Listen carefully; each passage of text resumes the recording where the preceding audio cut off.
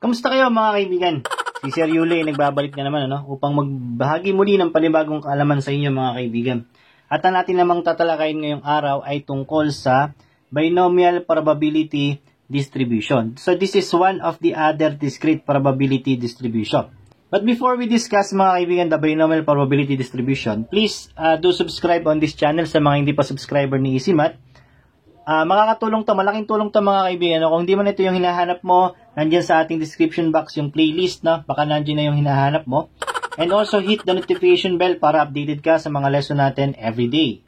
Also, if you encounter any ads at the start, at the middle, or the end, please do not skip the ads. Malaking tulong kasi yon sa mga creators na tulad ko. Okay? So yun lang sa mga kaibigan. Salamat. So ano ba tong binomial probability? A random variable x follows a binomial distribution if the PMF of x is given by. So, ano daw yung formula? So, nakalagay naman dyan, P of x or the probability of x is equal to nx. So, yung parenthesis na yan, nx, that is not a fraction. So, that is another notation, Multiply by p raised to x multiply by q raised to n minus x. So, paano daw natin makakompute yung nx na yun, mga kaibigan? Kasi ito, madali lang to Kunin mo lang yung value ng p, tsaka yung value ng x, kunin mo yung value ng q and n. Nakukuha mo na to. Paano naman tong notation na to? This is a notation for combination, So, paano ba natin makakompute yan?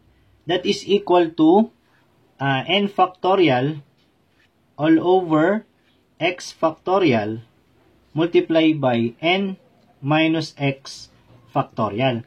So, itong notation na to, or itong formula na to, mga kaibigan, equal yan dito. Tapos, multiply mo lang sa p raised to x multiply by q raised to n minus x.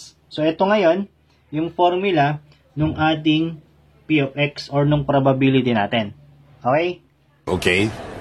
For n, mga kaibigan, ano ba yung n? That is the number of binomial trials. So that is the number of trials. Yung x natin, mga kaibigan, is the number of success among the n trials. Yung p natin is the probability of success in one of the n trials. Yung q natin is the probability of failure. So paano natin makukuha yung probability of failure? You will just subtract 1, Subtract p from 1. So, meaning, q can be solved by 1 minus p. Okay? So, yung q daw is equal to 1 minus p. Alright? So, yun yung mga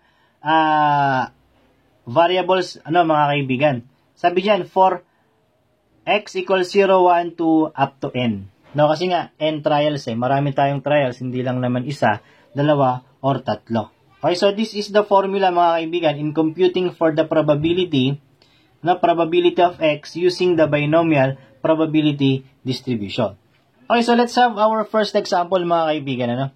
So sabi dyan, solve the following problem by using the binomial formula.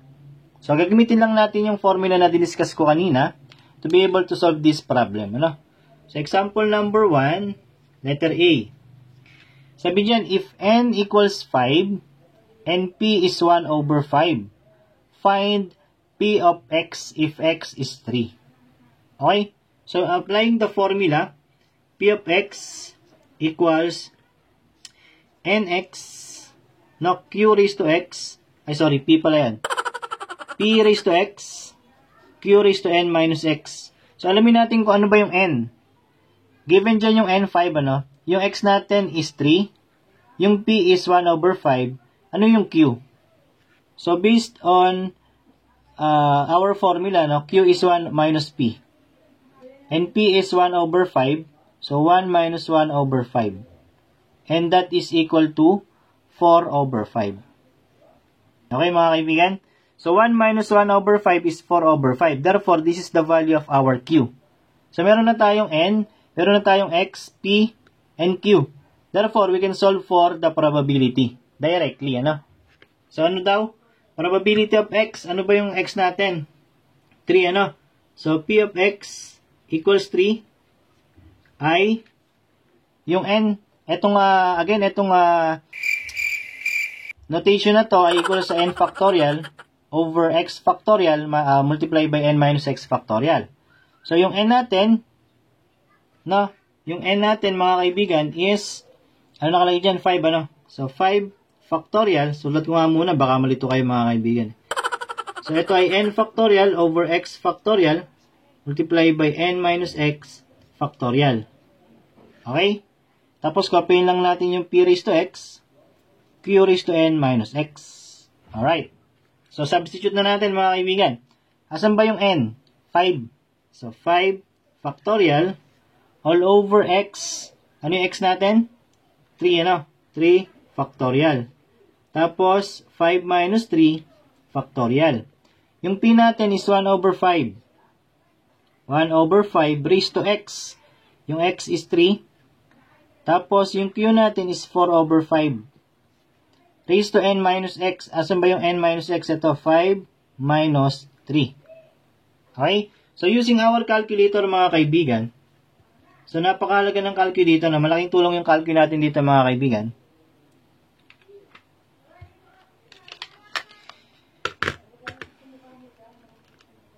Calculate na natin, ano, para mas mabilis. So, type ko lang yan. 5 factorial. Nasaan yung factorial? Saan ba yun dito? Ayun, ito. Nakikita nyo ba? Hindi nyo pala nakikita. Sorry. Ito yung factorial, mga kaibigan, ano. Ayun, no. Sa taas. So, shift. Ito. Yan. All over 3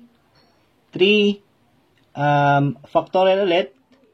Multiply by 5 minus 3 factorial ulit. Tapos, multiply by, tatype ko lang ito lahat, ha. 1 over 5 raised to 3 multiply by 4 over 5. So, sundan nyo lang yung ginagawa ko sa calcu, ano? Raised to 5 minus 3. And that is 0.0512. And that is the final answer, mga kaibigan, ano? That is the probability if we use the probability distribution formula. Okay? So, that is for example number 1 or letter A, ano? How about example letter B? Letter B, masyado pa lang lumaki yung solution natin doon sa example number 1, ano? Anyway, the same formula lang naman, ano? Ang naiba lang yung mga given. So, letter B, yung n dyan is 4, yung p is 0.2, find the p of x equals 1. So, yung x natin ay 1. Ano yung q natin for letter B? So, yung ating p is 0.2, ano? So, 1 minus 0.2, which is equal to 0.8, ano? Yan. So, yung q natin is 0.8. Substitute na natin, mga kaibigan, ano? So, p of x equals 1 equals n factorial. Ano yung n natin sa B? 4. So, 4 factorial all over yung x natin is 1. 1 factorial, 4 minus 1 factorial. Multiply by p, 0.2, raised to x. No, ito yung formula natin, ha. Raised to x, ano yung x natin sa 2? 1. Ang q natin is 0.8.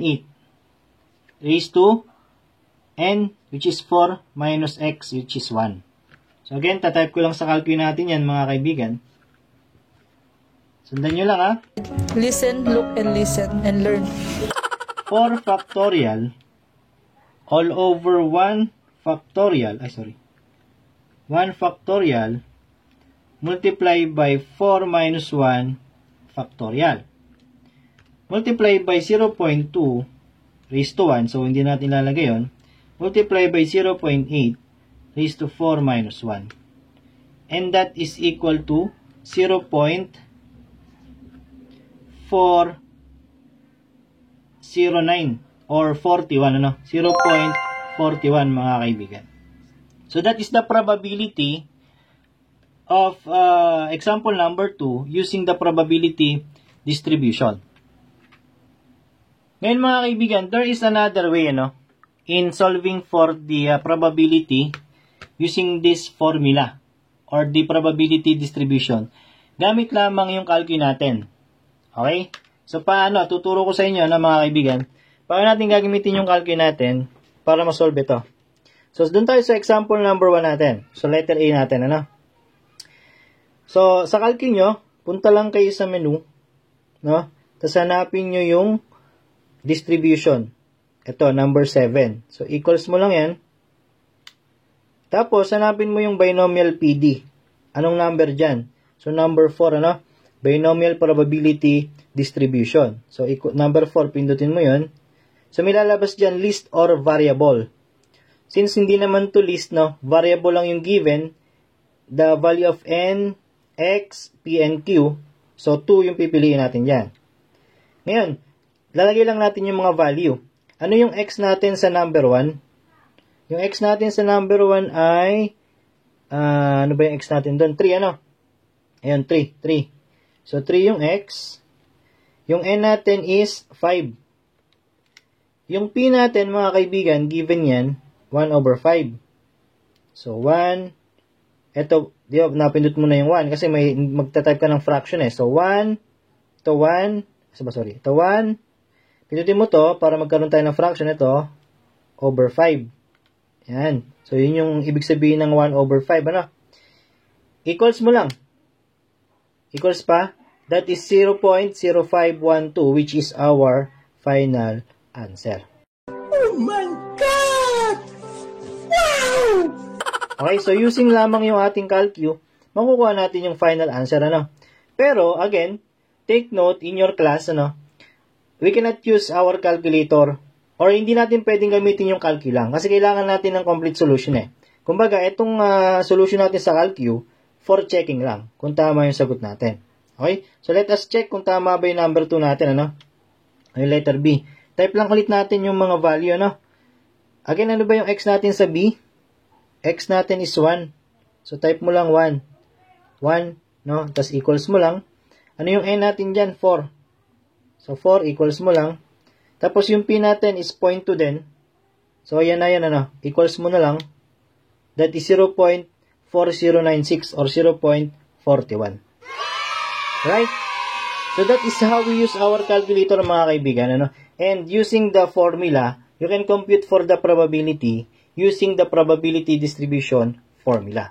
So, that's it for the binomial probability distribution, mga kaibigan, ano? So, again, sabi ko nga, this is under other discrete probability distribution. So, meaning, meron pa tayong kasunod na other discrete probability distribution. So, salamat sa pakikinig, mga kaibigan. I hope it helps. Kung meron kang katanungan sa lesson na to, just comment down below. Then we will try to answer every questions you have. Okay? Hindi naman, message mo ako sa ating FB page. Please, before messaging me, follow the page, EasyMath TV. And also, if you are interested in availing my service, online tutor, message mo lang ako. Okay? So, yun lang, mga kaibigan. Salamat. Again, kung hindi ito yung hinahanap po, nandyan lang sa ating description box yung playlist. No? Feel free to browse. Salamat, mga kaibigan. God bless. Mabuhay kayo.